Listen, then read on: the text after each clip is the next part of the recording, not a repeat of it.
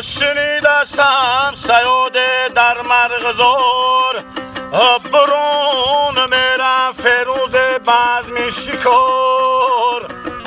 یک خمری رو بر سری شاخ دید کمان را برآورد زره برکشید.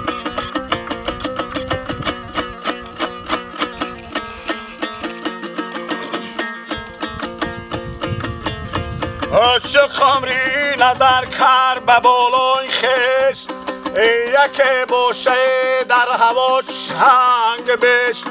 بینانید همه گو فکر دیگر میان این دو بلا مانده‌ام خوارزار.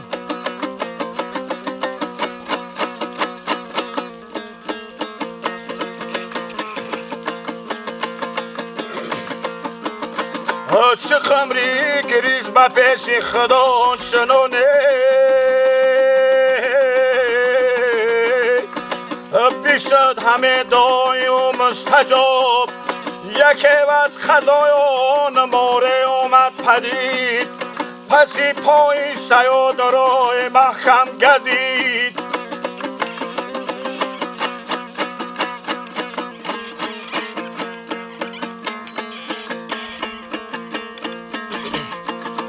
چه خمری پریده اندر هوا هزار بار می گفت ذکری خدا.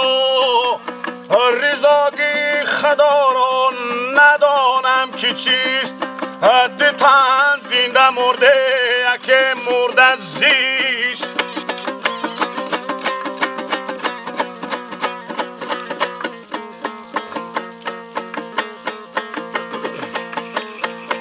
اگر تغیالم بیچم بعد جاهایی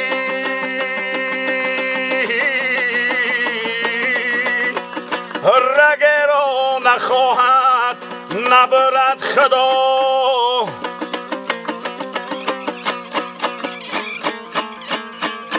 رگه را نخواهد نبرد خدا.